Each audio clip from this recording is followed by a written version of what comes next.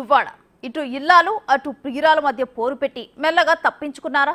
టెక్కలిలో రచ్చ రచ్చ అవుతుంటే ఆయన సైలెంట్గా ఎక్కడున్నారు? ప్రజా ప్రతినిధి అయి ఉండి ప్రజల మధ్య తిరగలేని పరిస్థితి తెచ్చుకున్నారని విమర్శలు వస్తున్నాయి. ఇటు ఇంటి పోరు తారాస్థాయికి చేరింది.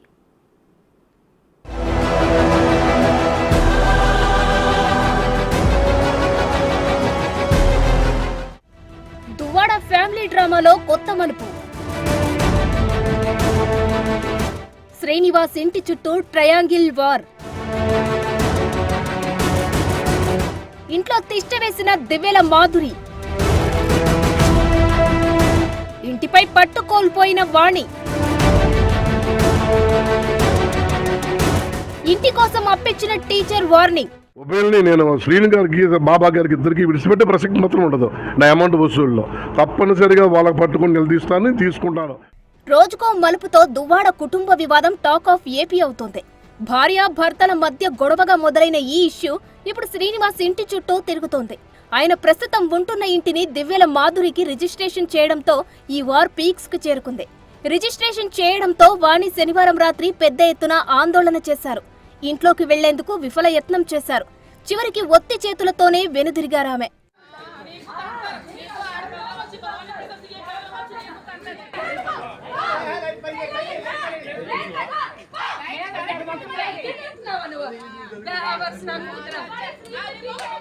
రాత్రి జరిగిన రచ్చకు మాధురి ఆదివారం ఉదయం లాయర్తో కలిసి ప్రెస్ మీట్ పెట్టారు. ప్రస్తుతం తాను ఉన్న ఇల్లు తన హక్కు అని గట్టిగా చెప్పారామె. అంతేకాదు ప్రెస్ మీట్ లోనే దువ్వాడ శ్రీనుకు కాల్ చేసి మాట్లాడించారు. గతంలో మాధురి దగ్గర 2 కోట్లు తీసుకున్నానని, అందుకే తన ఇంటిని ఆమెకు రిజిస్ట్రేషన్ చేశానని చెప్పారాయన. ఎవరి బలవంతం లేకుండా ఇష్టపూర్వకంగానే ఆమెకు ఇచ్చేశానని క్లారిటీ ఇచ్చారు. మరి ప్రజలందరికీ నేను తెలియజేసేది ఏంటంటే, మాధురి గారికి నేను ఇంచుమించు 2 కోట్ల రూపాయలు డబ్బులు ఇవ్వాల్సినటువంటి అవసరం ఉంది. నేను తీసుకున్నాను దపదపాలుగా. గడిచిన ఎన్నికల్లో కానీ, ఇంటి నిర్మాణంలో కానీ.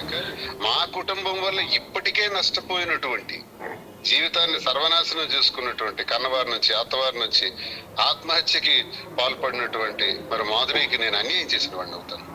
కాబట్టి నేనేమైనా పర్వాలేదని ఈ ఆస్తిని నేను రిజిస్ట్రేషన్ చేయటం నా మనస్స వాచ కర్మేణ, నా మనస్ఫూర్తిగా నేను ఆమెకు ట్రాన్స్ఫర్ చేయటం జరిగింది.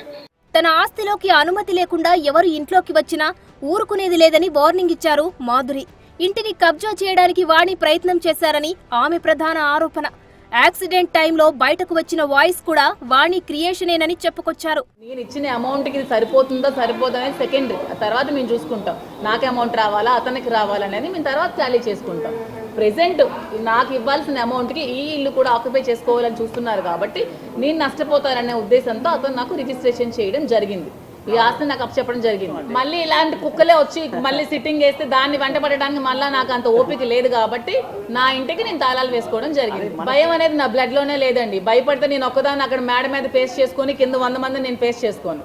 భయపడితే ఈ ప్లేస్ లో నేను ఉండను కూడా. భయం అనేది నా బ్లడ్ లోనే లేదు. దువ్వాడ ఇంటి కోసం ఓవైపు మాధురి, మరోవైపు వాణి నువ్వా నేనా అన్నట్టు పోరాటం చేస్తుంటే మధ్యలోకి చింతాడ పార్వతీశం అనే రిటైర్డ్ టీచర్ ఎంటర్ అయ్యారు. ఇప్పుడు వివాదంలో ఉన్న ఇంటి నిర్మాణానికి తాను డబ్బు ఇచ్చానని ఆయన చెబుతున్నారు. ఆ డబ్బు ఇవ్వకపోతే ఎంతవరకైనా సరే వెళ్తానని వార్నింగ్ ఇచ్చారు పార్వతీశం. ఈవేళ టెక్కల్లో ఇంతవరకు జరుగుతున్నటువంటి సంఘటన, దువ్వాడ శ్రీను వాణి మాధురి వ్యవహారం ఆశ్చర్యకరంగా ఉంది. మరి బతుకు తెరువు కోసం ఉంటామంటే నా స్థలాన్ని ఆయనకి ఇవ్వడమైనది. ఆ స్థలంపై వాళ్ళు పోరాటం చేస్తూ మరి నాకు ఒక విధంగా అన్యాయం చేస్తున్నారేమో అనిపిస్తుంది. కాబట్టి ఆ ఇల్లుకి నాకు అప్పుగా ఇంకా నాకు చాలా డబ్బులు ఇవ్వాల్సి ఉంది. అరువు రిజిస్ట్రేషన్ చేశాను మానవతా దృక్పథంతో.